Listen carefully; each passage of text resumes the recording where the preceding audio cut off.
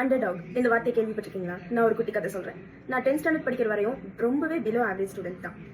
படிப்பு பொறுத்த வரைக்கும் என்னோட ஃபுல் பொட்டன்ஷியல் நான் 11th ஸ்டாண்டர்ட் படிக்கும் போது தான் என்னால் வெளிக்கொண்டு வர முடிஞ்சு. என்னோட வீட்லயும் சரி, என்னோட ஸ்கூல்லையும் சரி, 10th ஸ்டாண்டர்ட்ல என்னோட ரிசல்ட் எப்படி இருக்கும் அப்படின்னு சொல்லி எல்லாருமே ரொம்ப பயந்துட்டு இருந்தாங்க. அதுக்கு காரணம் என்னன்னா, மேக்ஸை தவிர மற்ற எல்லா சப்ஜெக்ட்டும் எனக்கு நல்லா வரும். நான் வந்து 2015ல 10th முடிச்சேன். அப்பதான் வந்து 3 ரிவிஷன் எக்ஸாம்ஸ் வைப்பாங்க. பப்ளிக் எக்ஸாமுக்கு முன்னாடி 3 ரிவிஷன் எக்ஸாம் சொல்லி வைப்பாங்க. இப்போ வைக்கிறாங்களா என்னன்னு தெரியல. நீங்க சொன்னா நம்ப மாட்டீங்க, நான் மேக்ஸ்ல ஃபர்ஸ்ட் பாஸ் ஆனது, அதுவும் ஜஸ்ட் பாஸ் ஆனது அந்த 3rd ரிவிஷன் எக்ஸாம்ல தான். அப்போதான் எனக்கே நம்பிக்கை வந்துச்சு, சரி நம்ம 10th எப்படியாவது பாஸ் ஆயிடுவோம் அப்படின்னு சொல்லி. ஒரு வழியா எக்ஸாமும் முடிஞ்சிச்சு, ரிசல்ட் டேவும் வந்துச்சு. ரிசல்ட் டே அன்னைக்கு எங்க வீட்டுல யாருக்குமே அவங்க உயிர் அவங்க கையிலேயே இல்லை. ரிசல்ட் என்ன வருமோ அப்படின்னு பயந்துட்டு இருந்த அந்த சமயத்துல தான் நான் 500க்கு 447 எடுத்து 10th பாஸ் ஆனேன். இது என்ன அவ்வளவு பெரிய மார்க்கா அப்படின்னு சொல்லி நீங்க கேட்கலாம். ஆனா என்னோட பர்சனல் லைஃப்ல என்னோட ஃபர்ஸ்ட் அச்சீவ்மெண்ட்ன்றது அதுதான். ஸோ அண்டர்டாக் அப்படின்னா என்னன்னா, ஒருத்தவங்க தோத்துருவாங்க அப்படின்னு நம்ம நினைச்சிட்டு இருப்போம். ஆனா அவங்க ரொம்பவே கஷ்டப்பட்டு ஃபைட் பண்ணி அந்த விஷயத்தை எப்படியாவது ஜெயிச்சிருவாங்க.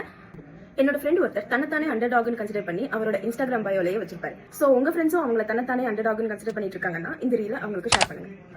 நீ அண்டர்டாக் இல்ல, உன்னால கண்டிப்பா வாழ்க்கையில ஜெயிக்க முடியும் அப்படின்னு மோட்டிவேட் பண்ணுங்க.